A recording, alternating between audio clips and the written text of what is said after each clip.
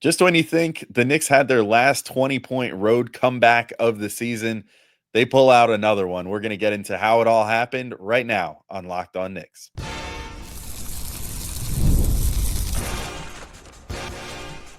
You are Locked On Knicks, your daily New York Knicks podcast, part of the Locked On Podcast Network. Your team every day. All right, welcome in to Locked On Knicks, your daily New York Knicks podcast. I'm Alex Wolf. I'm editor-in-chief at Knicks site, The Strickland, which you can find at thestrick.land for all kinds of great Knicks coverage. And he is Gavin Shaw, favorite play-by-play broadcaster's favorite play-by-play broadcaster, and the Saturday co-host of the Locked On NBA podcast. And today, we got a great show for you guys because the Knicks won.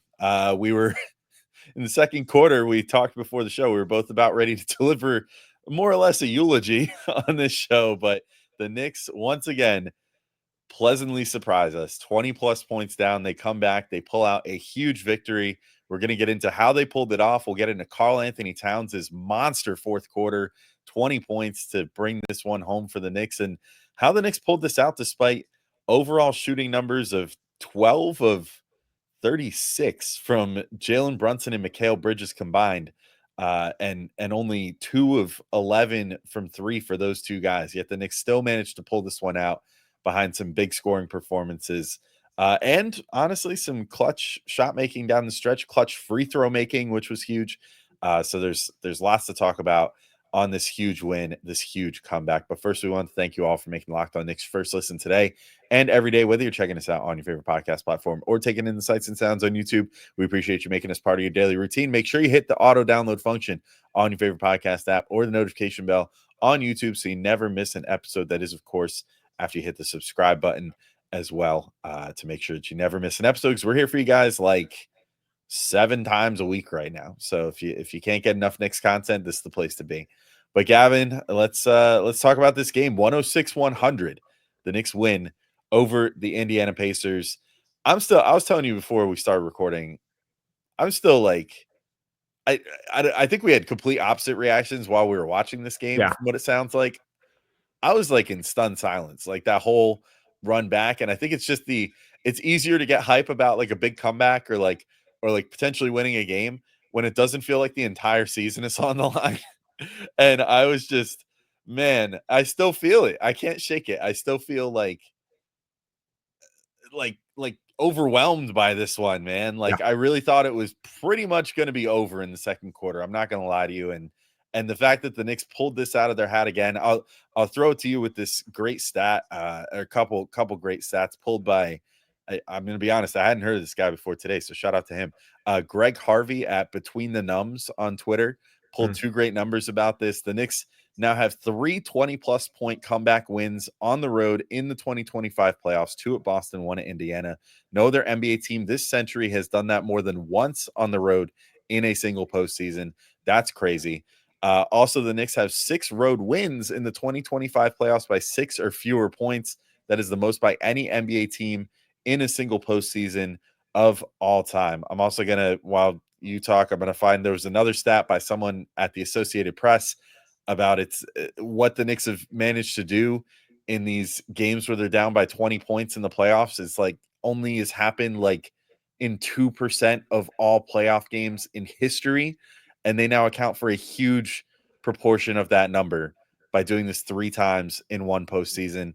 I'm flabbergasted. And this was just, I mean, just the latest in a long line of anyone who's ever said during these playoffs, like, this Knicks team isn't tough. This Knicks team is not mentally tough. Who was that on the Pistons that said that? We're more Malik Beasley, I think. There's like, we're more mentally tough than them.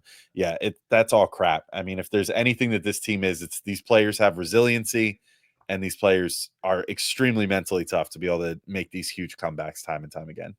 Yeah, I think maybe we went through it in different ways. I was yelling and screaming the whole fourth quarter, but ended up in the same place. Like I've never had a roller coaster relationship like this in my life, and I just like, I want to take a nap. Honestly, like I'm exhausted, but also like exhilarated, because I cannot believe they kept their season alive. This was for I mean, I was going to say 2 quarters, but really, I mean, it was like they put together a little bit of a run to end the second quarter, but then through like the first 5 minutes of the third. It got really bad again. This was just an extraordinarily frustrating game. Tom Thibodeau, apparently, like he doesn't do anything like shorthanded.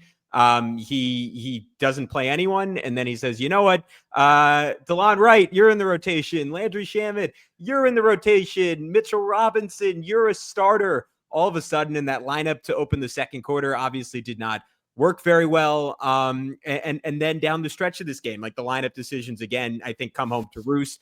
Aaron Nesmith getting hurt when Indiana was still up by 13, like late third quarter or halfway through the third quarter, excuse me, certainly felt like a turning point. And yet the Knicks like kept having chances to come back. And it felt like every time they did, you get either Brunson or Cat, like a back-breaking turnover. I thought this was probably the worst playoff game Jalen Brunson has ever played as a Knick. 6 for 18, 1 for 5 from 3, makes the plays down the stretch, which we'll get to.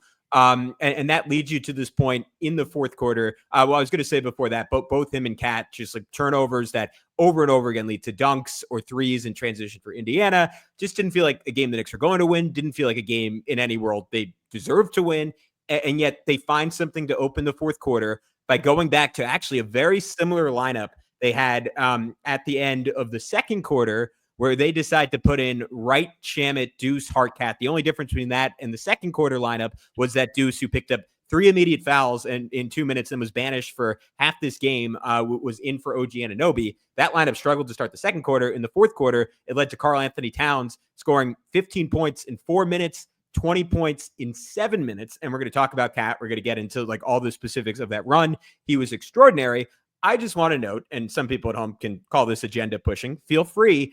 I don't think it's any coincidence that Cat plus shooting and real shooting, right? Like Deuce instead of OG. Maybe you could say Hart was out there, but like Cat with legitimate space to just barbecue Miles Turner, flambe him all the way back to Indiana. I guess they were in Indiana. Flambe him in Indiana, we'll call it.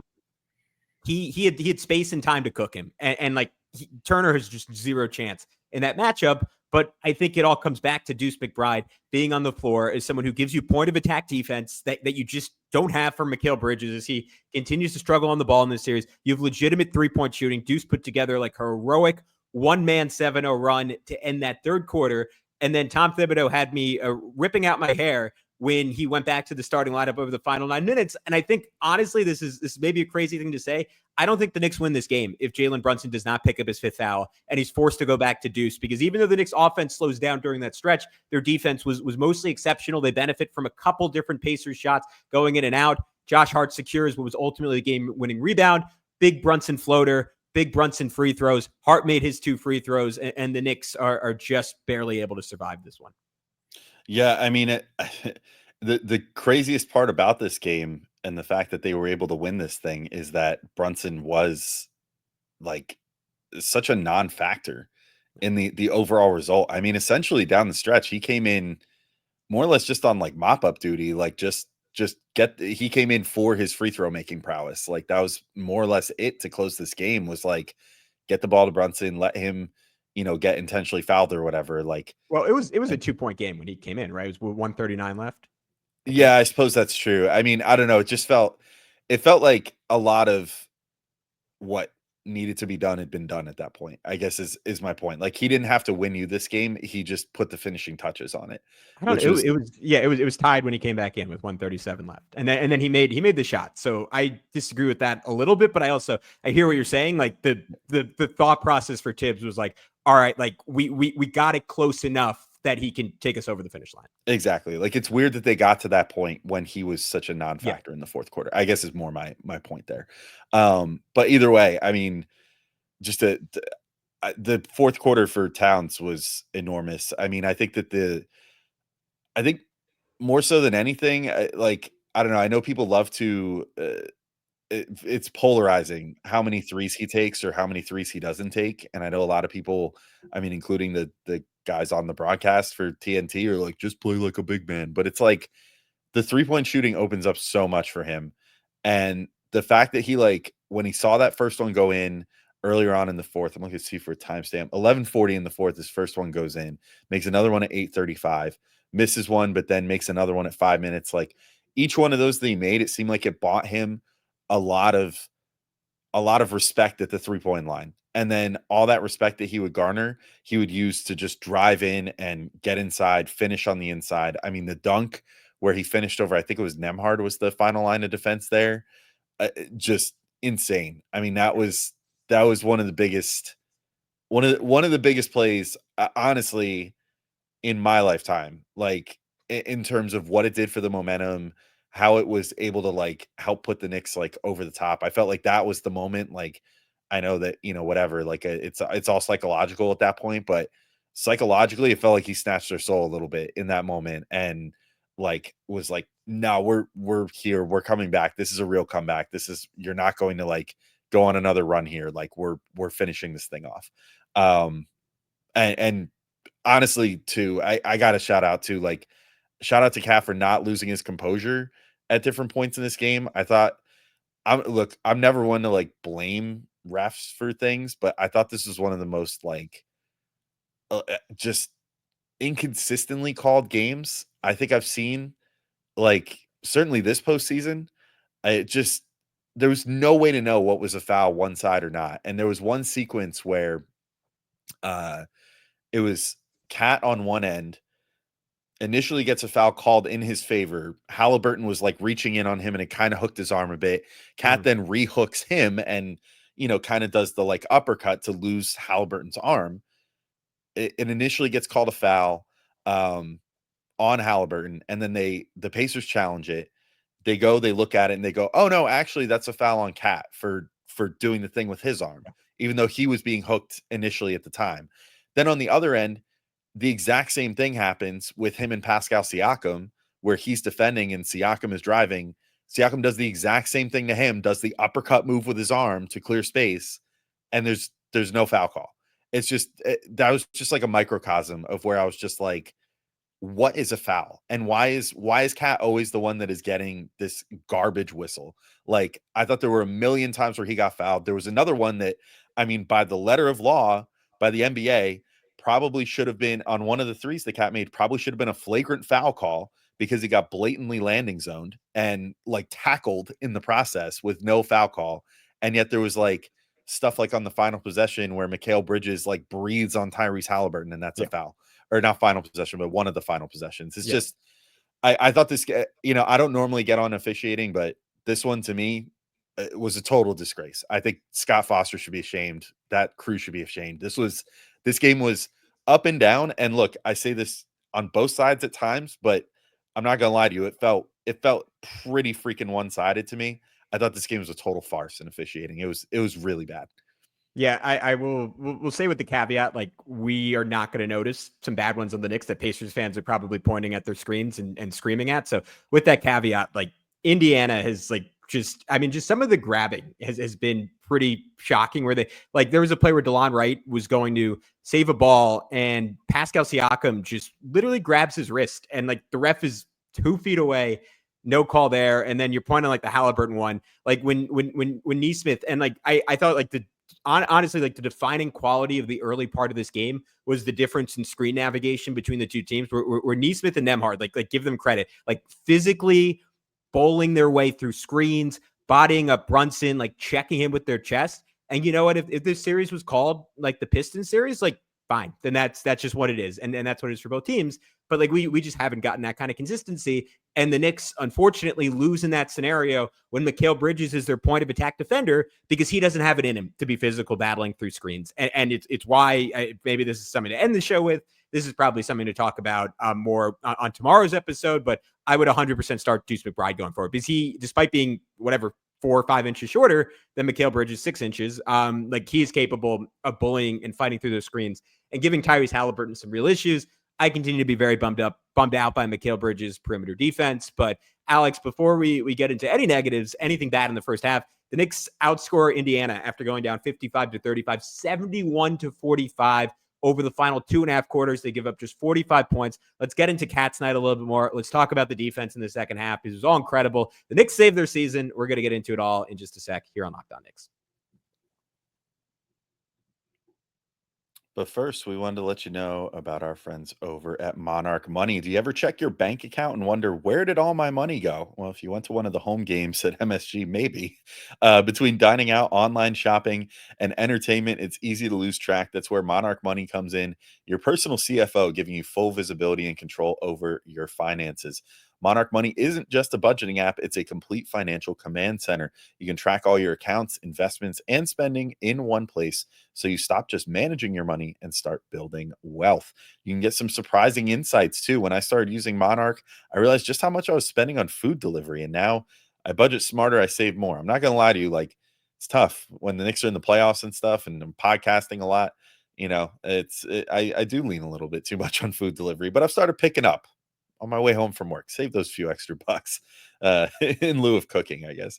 Anyway, take control of your finances with Monarch Money. Use code LOCKEDONNBA at monarchmoney.com for 50% off your first year. That's monarchmoney.com, code LOCKEDONNBA for half off your first year.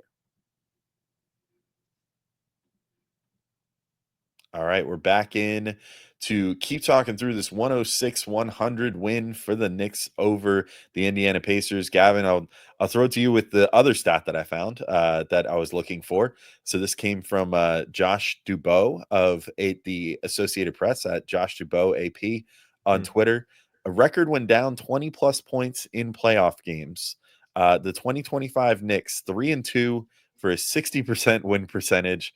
All other teams in the play-by-play era, which is from the 1996 to 97 season, they are 25 and 835 for a Christ. .029 win percentage. So, and they're playing the team that has like 3 of the 4 in NBA history, like comebacks down by 9+ with less than a minute left. Like it is literally the 2 best comeback teams in playoff history playing each other. So it makes sense that like our like guts are torn up after these games. And a little honey to make the medicine of game 1 go down, I guess. Right? I guess like, although honestly, there's a part of me that can't help being more haunted by game 1 now that they could be up 2-1. Oh, we actually have a series. We should have been up 2-1. Yeah, should be up 2-1. Either way, I mean, Pacers fans are probably saying they should be up 3-0 if not for giving up this lead. So is what it is, I guess. But anyway, where would you like to go next on this lovely journey after this 20-point win, after we've had to take so much medicine over the last few days?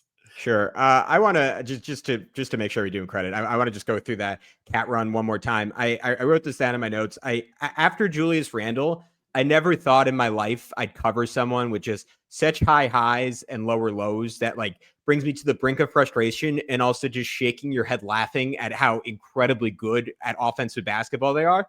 And lo and behold, I have someone with Cat who at his best, I think is even better than Julius, and at his worst is somehow like even more infuriating, because the Cat starts this game like he doesn't score the whole first quarter. We mentioned just 4 points through 3 quarters, and then you mix it in with like the stupid screen where he sticks his leg out, like the hooking Halliburton. Like, sure, it was probably a foul on Halliburton, but like he still does the hook. He always does the hook.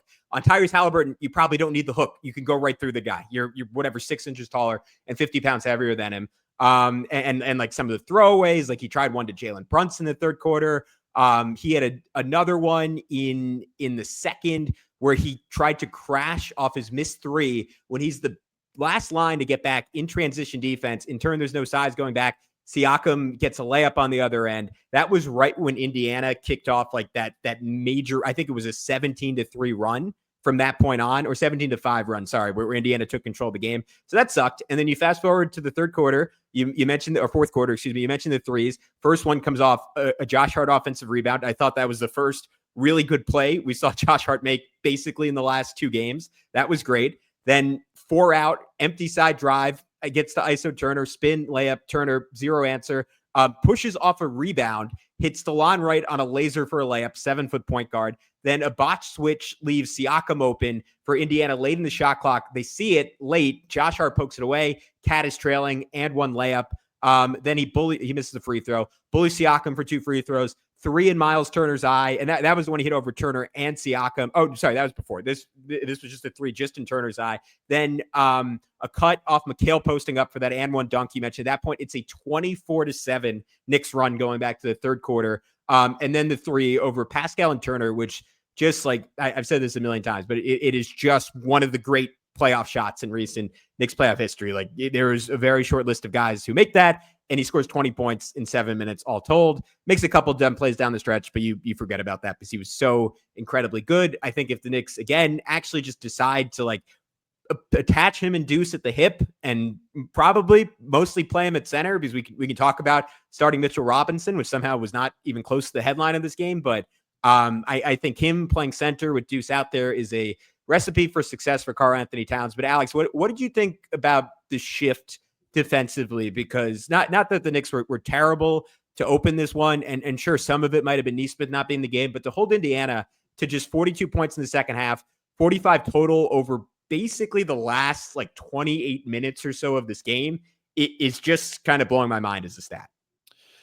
Yeah, I mean, look, if there's one side of the game that I understand better than the other, I would say it's typically the offensive side more than the defensive side. And knowing my limitations there, to me at least, it looked like just a matter of guys like sticking with their men better. Like, is it really just that simple? Like, it just seemed like they got more in their jerseys. Like, I don't know. During the run when the Pacers went up by, they hit all the way up to 20 in the first It was half, right? 55-35. Yeah. 55-35. And during that run, when I was thinking these guys look dead in the water, I mean, it was just like the offensive execution was terrible.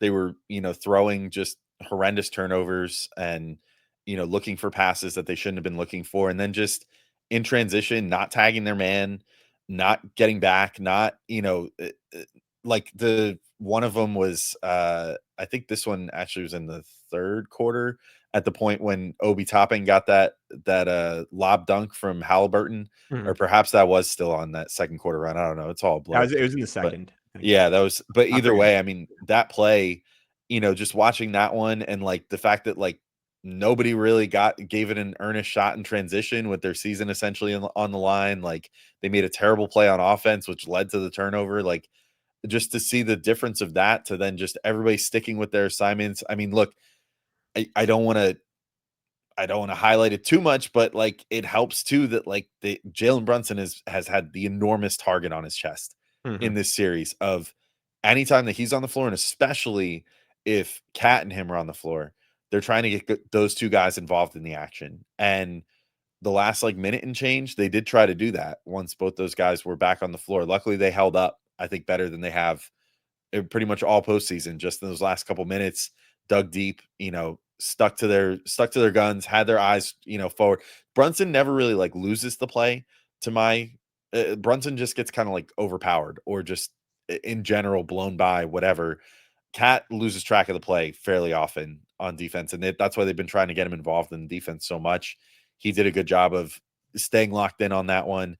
There was another possession late where like the Pacers tried to kind of like drive in and start a swing sequence, and that's normally where the Knicks just get totally cooked and leave a guy completely open in the corner. And Cat, to his credit, I think was the guy that made the rotation, either the second to last rotation or the last rotation on that one. And I was watching him on that play being like, oh God, this is where it's going to fall apart. Cat's not going to make this shift.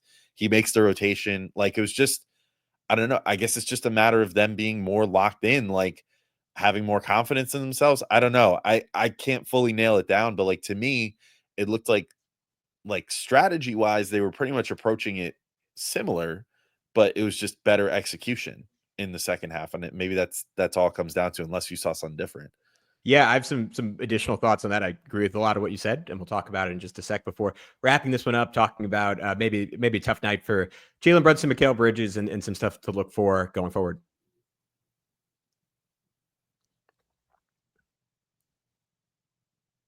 All right, we are back to break down another miraculous Knicks win, 106-100. 2-1 series. Somehow, some way, I was packing up mentally, Alex. I was done. I was like, all right, I guess we're heading to our version of Cancun, which is probably not as nice as the version of Cancun the actual Knicks players go to. But all travel, all vacation plans are on delay because the Knicks keep their season alive somehow, some way. Just one game away from evening up this series and making it, to your point, 3 games for the NBA Finals. So we'll see if they can get it done.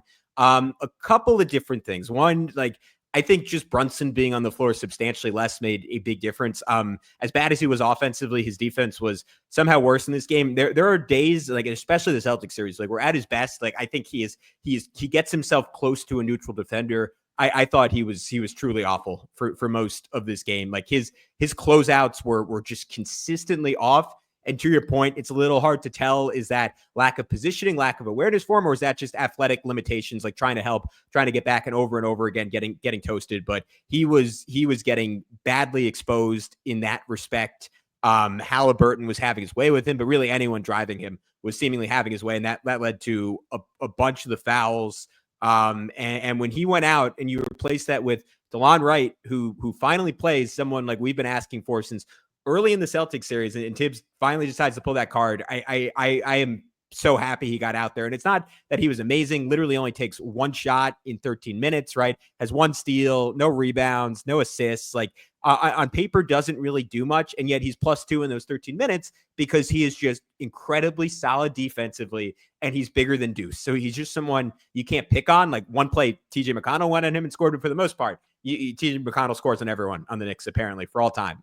You just cannot go at Delon Wright. I thought Landry Shamet, he had one mistake, but overall held his own. He had a great play where Obi tried to post him up, and he stood his ground and got Obi to get frustrated and commit an offensive foul. That was awesome. I think maybe the single biggest difference but behind Brunson not being out there was that the Knicks got like the best of OG Anunoby in this game. Like in the third quarter, I mean, one, he was the only reason they weren't down by 20 plus in the third. Like he was consistently, like he was hitting just tough shots, like snaking a mid screen for a layup to end the first half, and then a pump on Nembhard where he flew by, hit a really tough three. He scored 7 straight at one point. It was a 7-2 run. He scored every single point in them.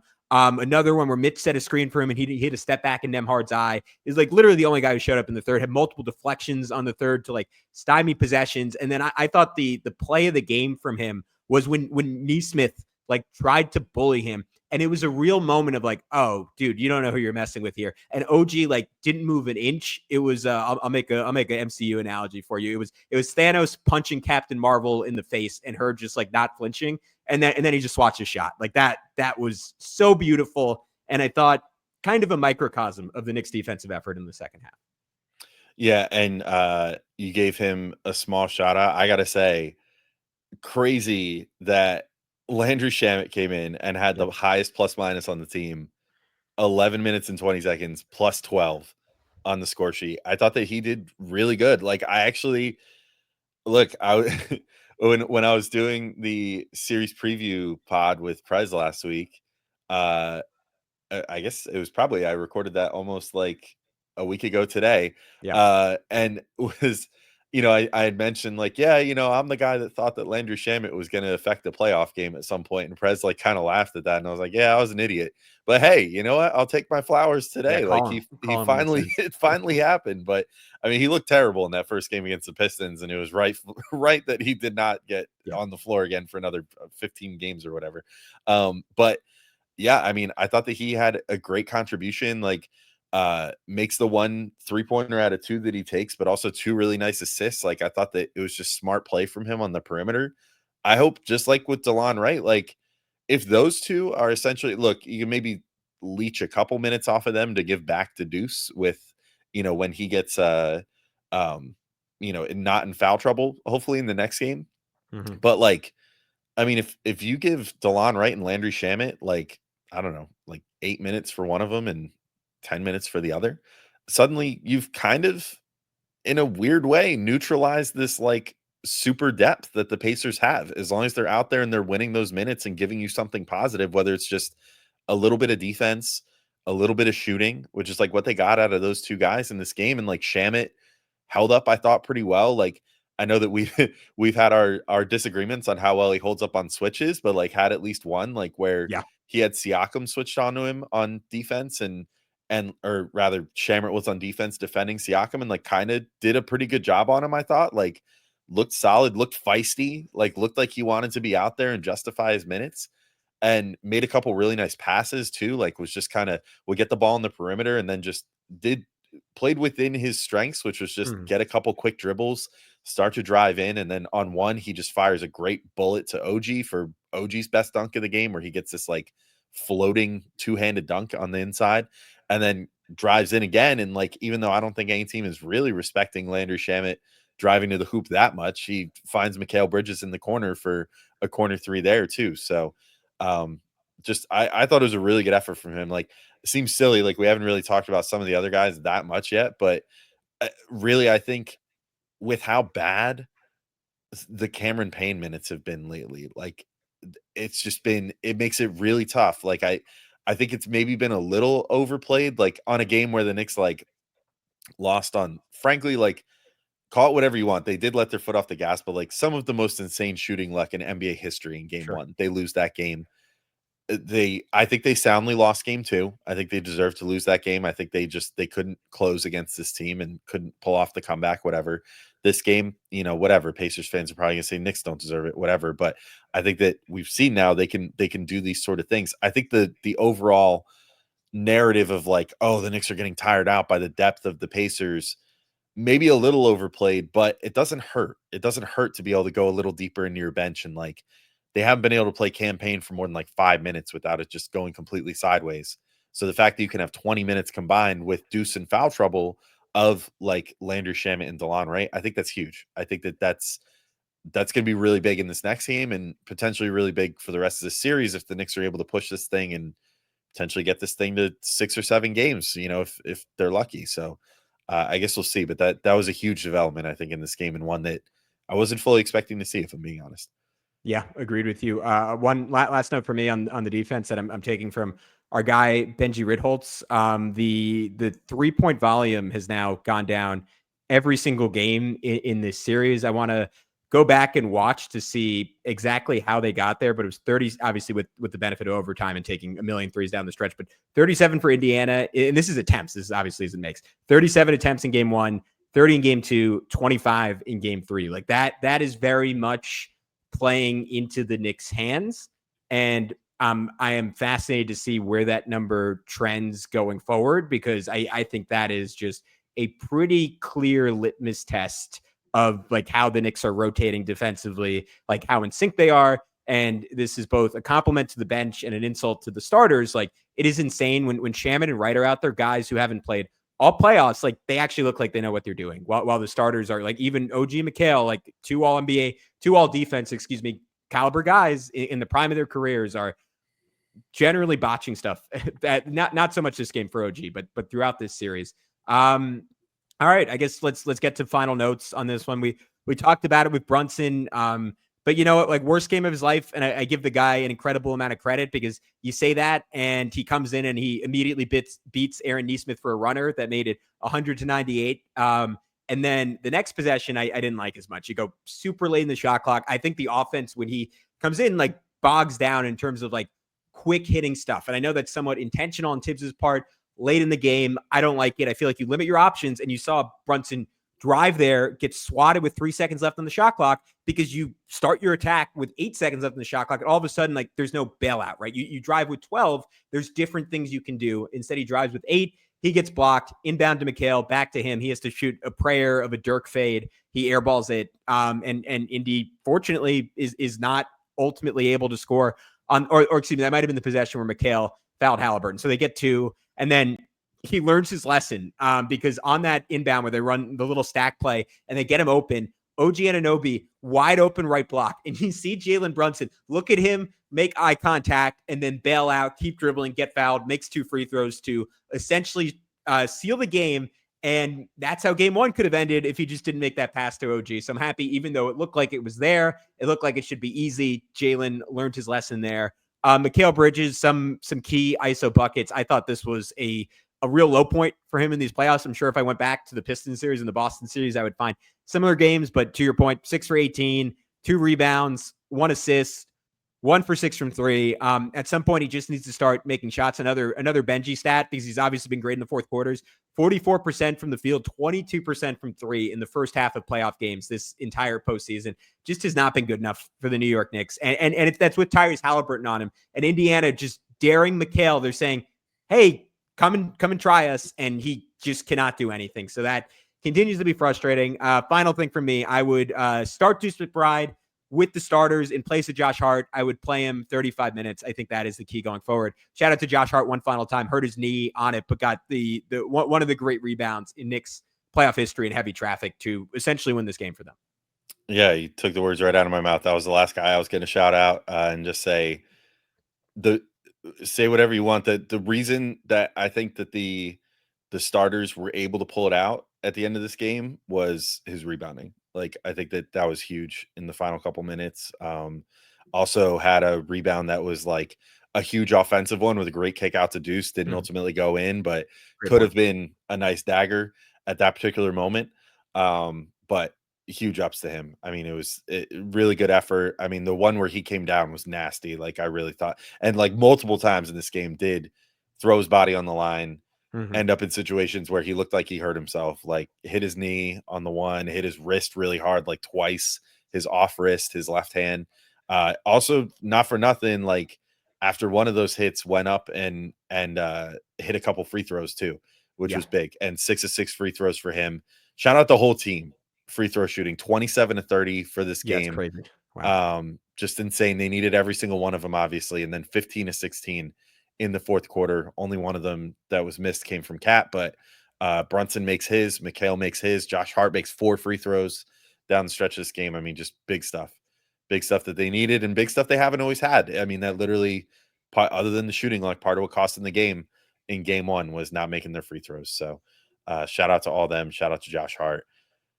It's a series now. It's officially a series. I mean, if the Knicks had lost this game, you could have more or less started booking your tickets to Cancun or whatever, but they keep this one going. And if they win in game 4, all of a sudden it's just best of 3 series. Knicks have home court advantage again, and that's all that matters. So we'll see. I'm not willing to count these guys out. Won't make that mistake again like I did in the second quarter when I got a little depressed today. So we'll be here for you guys for that game recap. We'll also be here for you with another episode between now and then. So keep it locked in. But till next time, thank you all for listening. We'll talk to you soon. Peace out, everybody.